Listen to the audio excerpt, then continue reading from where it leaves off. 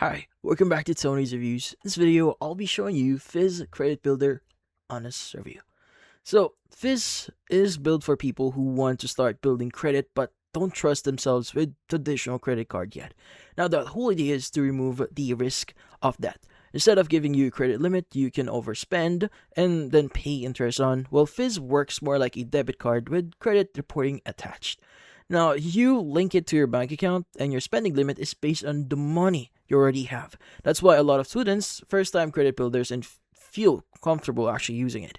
Now, when you use the FIZZ card, purchases are automatically paid off, usually daily. FIZZ calls this daily auto payment. Now, because balances don't sit around unpaid, there's no interest, no late fees stacking up, and no chances of accidentally carrying debt. Now, what FIZZ does report is your responsible usage and on-time payment, and that activity gets sent to Experian and TransUnion. Over time, that reported history is what helps build a credit score. Now, a big reason people like FIZZ, especially especially on different forums or threads on Reddit here and even Trustpilot reviews, well, is how low stress it feels. There's no hard credit check to open an account, no and so applying here doesn't hurt your score. Now, the app also includes budgeting tools that show where the money is going, which many users say helps them build better habits while their credit is quietly improving in the background. Now, for someone new to credit, that combination feels less intimidating versus jumping straight into a real credit card. Now, FIZZ also adds rewards into the mix, which is usually for a credit builder.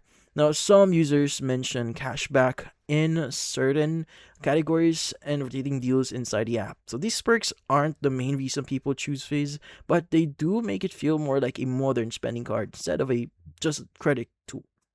With that said, real feedback isn't all glowing here. One thing that comes up consistently is cost. Now, FIZZ requires a membership fee, and while students often get discounted pricing, non-students pay more. Some users feel the fee is justified because it removes the risk of debt and helps build credit safely. Others argue that paying monthly to build credit doesn't always make sense when secured cards or other tools can do something similar for less. Now, another important implementation people point out is bureau reporting. The FIZZ only reports to 2 of the 3 major credit bureaus. That means the credit building impact might not show up everywhere lenders look, which can make progress feel slower or less noticeable depending on which bureau is pulled. This is something reviewers regularly mention as a downside compared to tools that report all 3.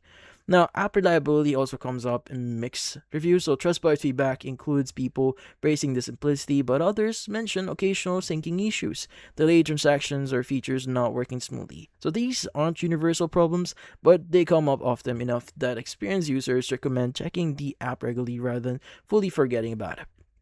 So, when you step back here and look at how people feel about FIZZ, well, the consensus is pretty balanced. The FIZZ does what it promises. It helps build credit without interest, debt, or risky spending. It feels especially friendly for beginners. At the same time, membership fee, partial bureau reporting, and occasional app issues mean it's not the strongest or cheapest long-term option once better credit products become available. The most people who review it honestly describe FIZZ as a starting point. Now, it's a safe way to learn credit habits and get some history on your report. But once credit improves, many users move on to traditional cards that offer higher limits, order reporting, and more flexibility. But that's about it. So for this video, hit the like and subscribe button, and watch our next video.